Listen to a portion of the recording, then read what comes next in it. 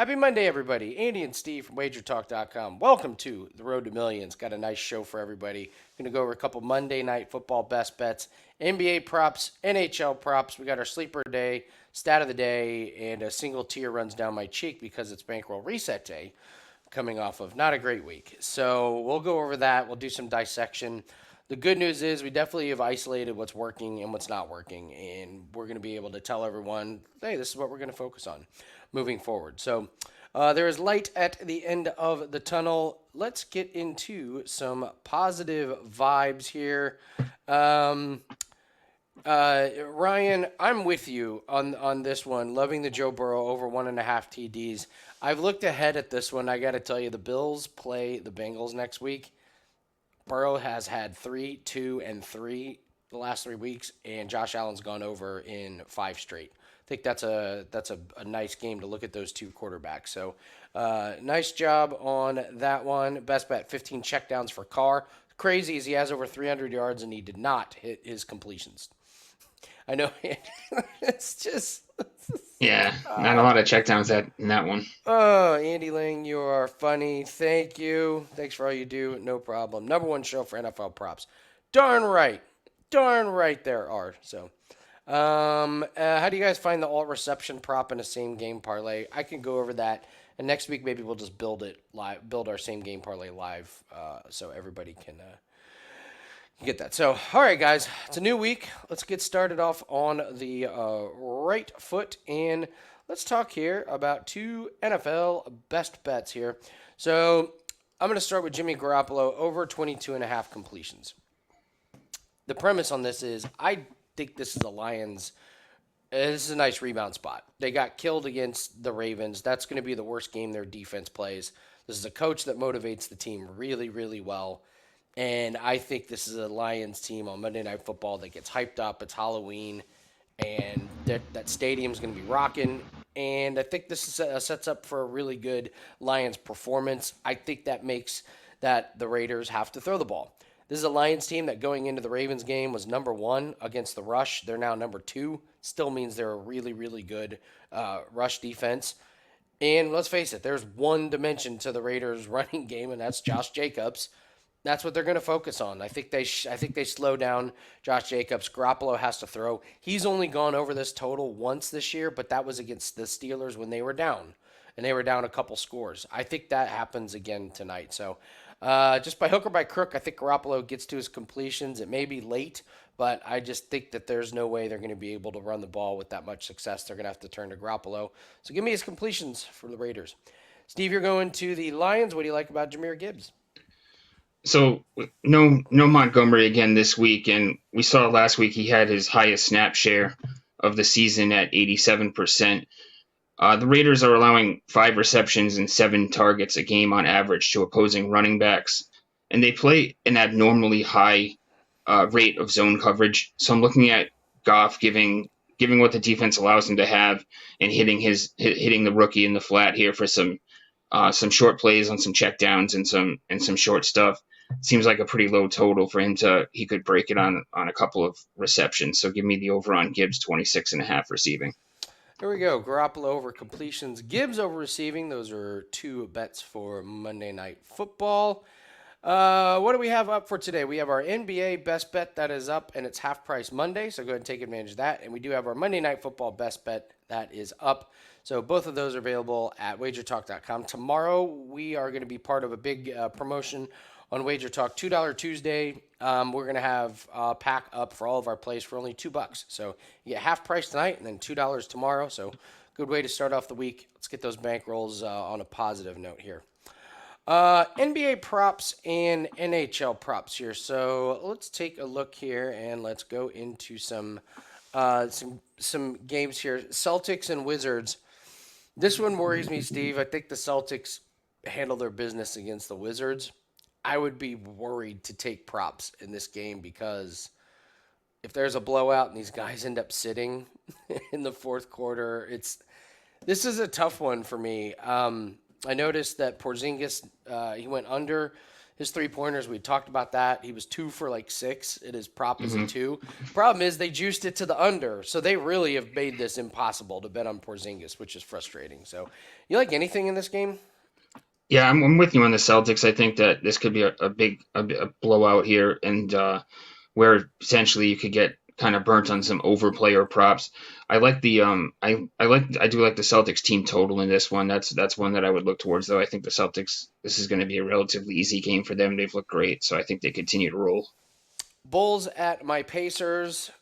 This is interesting. Pacers, one of the top pace teams in the league. Bulls, one of the lowest, and so you got this total at 229.5.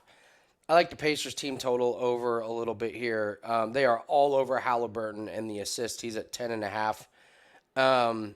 Zach LaVine had a 51 point game, and they still lost by 16. This Bulls team, man, they may suck, Steve. They may just suck. We called that one earlier in the year, and the Halliburton, man, it was at 9.5 earlier this morning at -140, and it's since moved to 10.5 at plus money. He's had 11 and 13 though, and if you look at the Bulls, these guards are carving them up with the assists. SGA and Cade both had 10, and then Barnes and Schroeder both had 10 in the same game. Yeah. So I mean, you could look towards that, maybe a double double, but now it's kind of juiced out. Another potential look here, I'd look at Vucevic over 2.5 assists. He's had 4 1-1, so that's a little concerning. But he goes over whenever he plays the Bulls, he goes the Pacers. I'm sorry, he goes over, and we have a nice high total here, so I think he could get involved. You could look at that one as well. The Nets and the Hornets. Ben Simmons. Unfortunately, he did too good in his assist and rebounds category. They were putting it low. I mean, you could get this thing at 12.5 and 13.5 last game. Not anymore. 16.5. So I think that's what he is, though. This is what he's just going to be. He's going to be a player that gets a lot of rebounds and assists, and then he chips in with a few points. So his points, rebounds, and assists is 24.5. You're going to need 8 to 10 points from him, and I think that's asking a lot to get over. On the other hand, it is the Hornets. So I don't know. You looking at LaMelo Ball here on the assist again?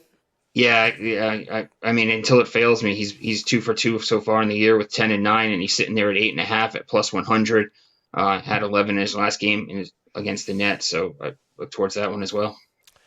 Trailblazers and the Raptors. I have a play in this one. Scoot Henderson. Do we take his over fouls? Yeah, foul trouble. He just plays so excited. I might look at DeAndre Ayton rebounds. I mean, he is literally all they have. It's 9.5. Raptors, Pirtle's not concerning me that much, so I might look at Ayton. Yeah, I mean, the Scoot turnovers has my attention again at plus money, sitting at 3.5. He's had 4, 5, and 4, and the minutes almost haven't mattered. I mean, his minutes have at 25, 26, and like mid 20s in the last couple of games, and he still went over. If the game stays close, we should see him get back to his normal minutes of 36 that we saw on the opening game. So at plus money, nice plus money on that one as well. Timberwolves and Hawks. I've been kind of liking what I've seen from DeJounte Murray. He's been active. His assists and rebounds have been pretty good. I don't know what his assist total is tonight, but I know he's had 6 couple games. He's had 6 2 games in a row, and yeah, 5.5 at plus money. So he's right around that edge. Pretty decent little. Pretty decent there. I mean, Trey's all the way at 9.5, so you're getting a nice little discount on DeJounte. You like anything in this game? This one's a pass for me. I didn't see anything I liked in this one. Pistons and Thunder. Thunder get absolutely mopped off the floor last night. I lost an assist play on this one because Josh Giddey played 22 minutes. And I went back and looked last year. The Thunder, they rest guys when they get blown out, and they will bail in the third quarter. So that makes this Thunder team really, really tough to predict. They're going to lose big ones. They're going to have games where they look great. But I will say Cade Cunningham putting up a lot of stats. I've been focusing on his alt-line assists. You like anything in the Pistons and Thunder? Yeah, I was looking at the Cade, just a straight line on assists on that one, but there's just a lean for me though. There's nothing that I love on that one. Mavericks and the Grizzlies. I mean, it's the Luka Doncic and Kyrie Irving show. I think both these teams are terrible. I think both of them are pretty bad. At Yeah, I least mean the Mavs have at least picked up the victories though in the in the first couple of just games of the year. But I'm looking at I like Luca over 9.5 rebounds in that one. The Grizzlies, without Adams, they've had real trouble on the glass, and we've seen him clear that total pretty easily with 11 and 13. He has that nose for finding to get on the glass. Um, just to get double digit rebounds. I like that look. yeah. So the Mavericks have beaten the Spurs and the Nets. Yeah. Let's not throw the parade. I'm just saying they won. Listen, you're right. They are 2-0. It goes down as wins. Heat and the Bucks. I'm just staying away from this Bucks team. A lot of unknowns. Uh, and a Heat again, more unknowns. I think this Bucks team is going to be so hard to predict for the first half of the year until they figure out their exact rotation and everything. So you look at some of the stats. I do like Lillard's assists in this one, but this one's a stay away from me. Anything? I'm looking at Butler's under 5.5 assists. He's only had 3 and 4. Mm. He's not been as much of a facilitator. He's only averaged 6.5 potential assists in those 2 games, and he just consistently goes under against the Bucks. Under against the last 5 regular season games against the Bucks, averaging 1.8 per game, like rock bottom Wow. in those games, and then even under in 4 of the 5 playoff games last year against the Bucks as well. So Butler under 5.5. 5.5 seems like a big number there. I feel like it should be 4.5. Agree on that one. That's a good one. So here's a problem with the Warriors are going to be lineup issues all freaking season long. I feel like we're not going to know until closer to tip off. I will say Chris Paul's coming off the bench. That is fantastic for points. Take Chris Paul under points and take his over assists. He's going to be an assist machine. I think the alt line on the assists are going to be fantastic. Don't think he's going to be shooting the ball a whole lot. He only had like 6 points the other night, and then yeah, because now that Draymond's back, the starting lineup, the expected starting lineup is Steph, Clay, Wiggins, Green, and Looney. So I think that's, in a perfect world, that's what you're going to get. And then they kind of rotate in and out. As far as the Pelicans, Zion, he looks good, just Yeah, until he doesn't. So I'm not sure how long it takes, but we got to wait until lineup. So I got nothing in this game. yeah, I don't have much either. I mean, the Zion, maybe you could look towards his over on points, but it's a pretty high total, so I've been staying away from those. All right, so that's going to do it for the NBA. Let's take a look here at some NHL props. I mean, it's juicy, but look at Panarin. Guys, 8 games in a row with having a point. He's not even as high as Dylan Larkin, though. Larkin didn't have a point last time. But the Rangers, he gets a good matchup. They're playing Winnipeg that allows the 25th most goals. So, and he's not just getting one every game; he's getting two. So maybe that's a parlay piece in this one. There's just not a lot of teams. It's getting frustrating, man. This NHL schedule. What is this NHL schedule that they're doing? I don't get it. This, Yeah, it's such a weird thing, like the staggered, like Tuesdays is only a couple of games, and and then like for instance, like Edmonton's not playing. They played yesterday, and they're not playing again until Thursday. So what is this, college football? It's all of a sudden so you got a lot of guys on some good streaks. Zibanejad, he's hit this 7 games in a row. Bo Horvat has hit it 5 games in a row. Sebastian Aho and DeBrincat. DeBrincat's kind of interesting because they're playing the Islanders 8th in goals but 35th in shots. So a shot prop in this game might actually look pretty good. And you see DeBrincat's been kind of pouring it on recently, but not going to be in play in NHL tonight. Anything stick out props wise in NHL? so I had a couple of different ones. I was looking at Shea Theodore to score a point at negative 135. He scored in 6 of 9 games so far. Montreal's given up 3.25 goals a game, and he scored a point in his last 2 against Montreal. Mm. And I'll look at Barrett Hayton from Arizona, over 2.5 shots on goal. He's went over in 5 of 7 games, and Chicago's given up a boatload of goals, 34 a game. So Yeah, yeah, absolutely. So, all right, those are a couple good looks there for NHL. Let's get to the sleeper of the game. And guys, please hit that like button. Leave us a comment. Tell us what your favorite play is for tonight.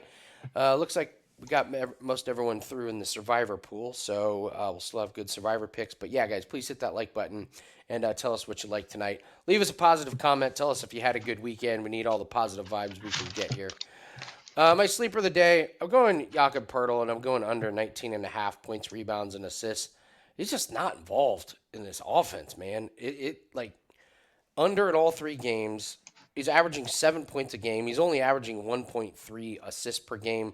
He's barely getting any shot attempts. I feel like that pick and roll with him and Van Vliet was pretty decent last year. And obviously, it's just not part of the game plan for them. So you're looking at him to shoot a very, very high percentage of shots because he's not getting the volume. And then you got to depend on him getting a ton of rebounds because he doesn't add a whole lot of assists. So um, I think as long as they keep this kind of around that 20 mark, I think he keeps coming under. You know, Siakam is always there. You got Barnes doing a lot of the work. Schroeder's been doing a lot of work, so he just kind of feels like the starting lineup, the odd man out. So my sleeper is taking Pirtle under. I feel like he's always a candidate for foul trouble too. He seems like I feel like last year, whenever we had him on something, we'd have some sort of foul trouble that would limit his minutes. Sitting So on the bench. Yeah, true. Stat of the day, this is for Monday night. What you got? So the Raiders have gone under their team total in all 7 games this season. They only topped 20 points once, and it was due to a safety against my Patriots. Their total tonight is set at 19 and a half, and they went under that total, I believe, in all their home games as well.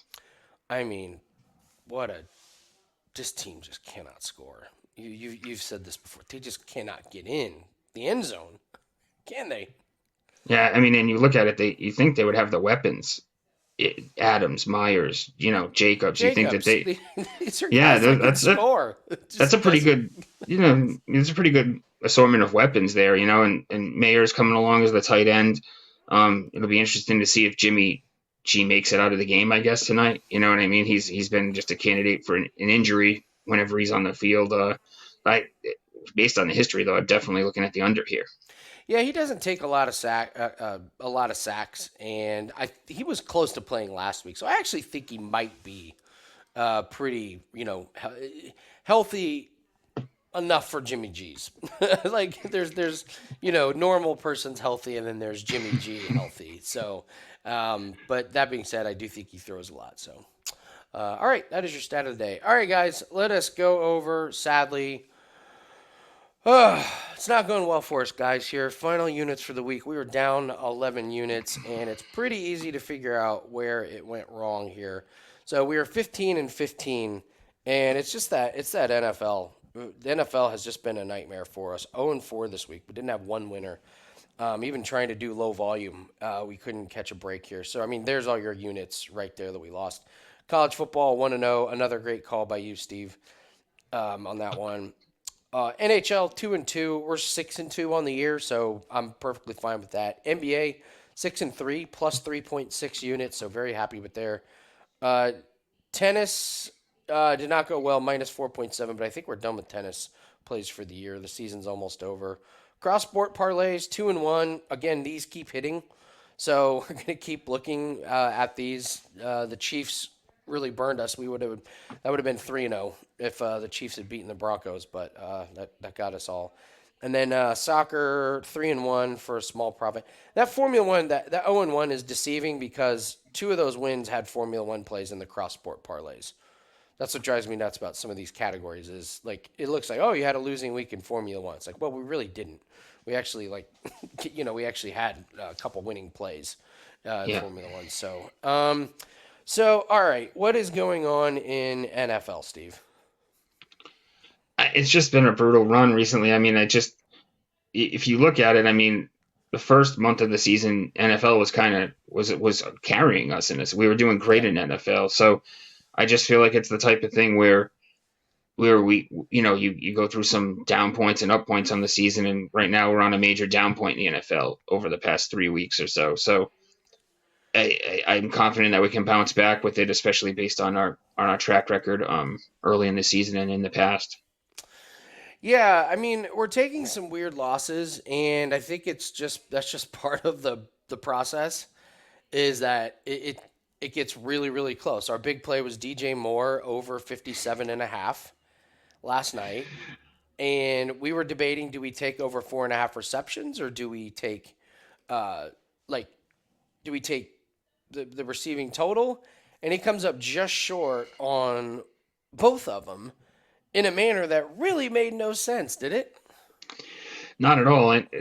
I don't know why they weren't trying to get him the ball earlier. He was just Badgett was just going for so many checkdowns. It was so frustrating. It was just consistently he'd look to like one or two options and then immediately check down right to the running back.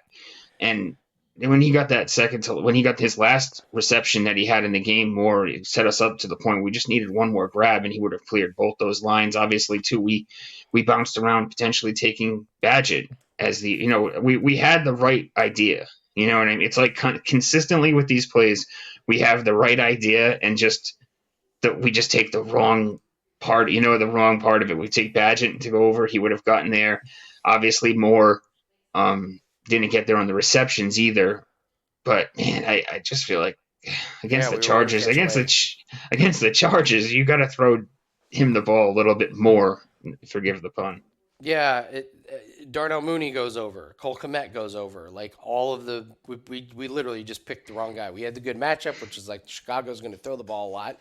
They did with success, and for whatever reason, the number one receiver doesn't go over. So, what's been working for us has been these alt lines. That's what we're using in NHL and NBA. And honestly, we used some alt lines in the NFL. Had a really nice Gus Edwards alt line. We talked about him, and I just think that's what is working. I think that's what's working for us. Like if we would have used alt lines on DJ Moore, he would have gone over. We could have lowered it to four catches and like 40 yards, and it would have worked. So a lot of these plays that we've been really really close to hitting, they would have hit on the alt lines. And last night we lost one in NBA using alt lines. It was because Josh Giddey only played 22 minutes, but the other two alt lines hit, and I'm just seeing a lot of success with that. And we haven't really experimented with it. We did experiment with it towards the end of last season, and we saw success in NFL. So what we're going to do with NFL is just we're going to lower the percentage, and we're going to kind of focus on lowering the volume even more than it is until we can get it back on track, because I think our reads have been close. I think they've been somewhat accurate, and it was almost like we started too good in NFL, and regression was due to hit us, and I feel like we've gotten beat over the head with it by the gambling gods. So college football, nothing to change. NHL, nothing to change. NBA, nothing to change. Tennis is almost over. The cross sport parlays, we're going to keep rolling with those. Soccer looks like it's getting close to getting back on track, and we've only got a couple of Formula One races. Then we got UFC this week. So, what you can expect? I don't think we're going to have an NHL play for a few days. NBA will just have some 1% and 1.5% plays, and we got a 1% play that's up tonight in NFL, and we'll just try and keep grabbing a couple units and get it back on track. So it does suck on Monday mornings when we're coming off of a losing week, but I am happy that we're here just talking about everything. It's like when you're losing, it sucks, but it's so important to talk about it, figure out what is going on, and well, we always say if you are one of the best gamblers in the world, you're going to lose 7 point. You're going to win only 7.2 months out of the year. So there's going to be losing weeks. We have not taken the huge like 30 unit loss, or anything that completely cripples the bankroll. All of this is, you can get this back. We can get these units back. We just have to be patient. We have to not chase our losses, not get too crazy. Just analyze what's working and what's not working, and realize it's a marathon, not a sprint. So, yeah, so that's what's been going on here. So, all right, guys, I think that's going to do it for us. Don't forget, we got our NBA best bet and NFL best bet. I know that wasn't a horrible segue. Like, hey, we lost this week. Here's our plays. But, NBA has been good, and we are using alt lines in our NFL best bet tonight. So looking forward to a bounce back week. And I believe, Steve, we're going to be on Tuesdays now as well. So we got Yes, to sir. talk NBA and NHL. So we'll be back Tuesday. And don't forget, tomorrow is $2 Tuesday. All of our plays for tomorrow will be $2. So enjoying that. So good luck, everyone, on all your plays tonight on Monday Night Football. Remember, don't overexpose yourself. Don't go too crazy. It is just one game. Low volume, low volume. If you had a great Sunday, protect those profits. Don't go crazy. If you had a bad Sunday, pull back a little bit, lower the units, and remember it's a marathon. So good luck, everyone. We'll see everyone tomorrow on the Road to Millions. Good luck.